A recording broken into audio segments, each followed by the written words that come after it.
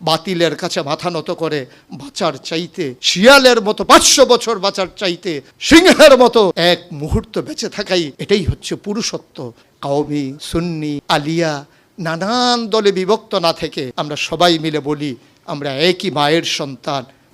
আমরা আজকে যে অনুষ্ঠানে একত্রিত হয়েছি এটা সিরত সম্মেলন। নবীজির জীবনের দুইটি দিক, একটি হচ্ছে সুরত আর একটি হচ্ছে সিরত। সিরত অনুকরণীয় আর সুরত প্রশংসনীয়। এ সুরত ধারণ করার ক্ষমতা কোনো মানুষের নেই। শামাইলে তিরমিজির হাদিসগুলো যখন পড়তাম, হৃদয়ের আয়নায় একটা মূর্তি দাঁড় করিয়ে নিতাম, একটা অবয়ব দাঁড় করিয়ে নিতাম, একটা আকৃতি মনে মনে কল্পনায় ভাসিয়ে নিতাম, চাইতাম আমিও যদি এমন হতে পারতাম। কিন্তু যা হবার নয়।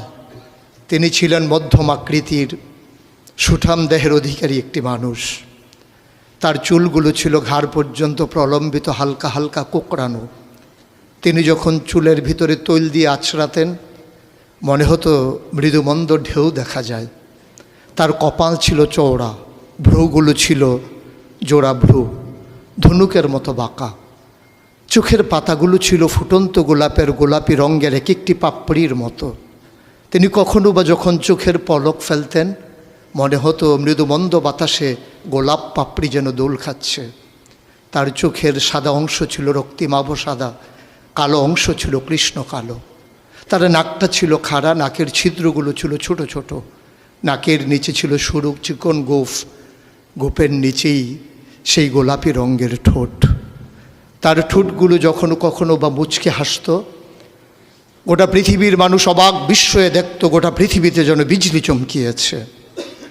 তিনি কখনো বা যখন এই রাস্তা দিয়ে হেঁটে যেতেন, 1 মাস পরেও কখনো যখন সাহাবা হাঁটতেন তার গায়ের জান্নাতি গন্ধ তারা পেতেন। মায়েরা উম্মাহাতুল মুমিনিন যারা, তারা নবীর যখন কখনো এই ঘামে ভেজা শরীর নিয়ে ঘরে ঢুকতেন, কপালের ভিতরে মুক্তোর দানার মতো ঘামগুলো যখন জমে থাকতো, মায়েরা ছোট্ট শিশি খুঁজে সেই ঘামগুলো শিশিতে ভরে জমা রেখে দিতেন, কখনো বা ঈদে কোনো অনুষ্ঠানে যেন আতর হিসেবে ব্যবহার করতে পারেন। এ সুরত ধারণ করা কোনো মানুষের সাধ্যর বাইরে। কখনোই কোনো মানুষ এ সুরত ধারণ করতে পারবে না চেষ্টা করলেই। কিন্তু তার সিরত যেটা অনুকরণীয়, অনুপম আদর্শ, তিনি এসেছিলেন এই জন্যে ওয়ামা আরসালনাকা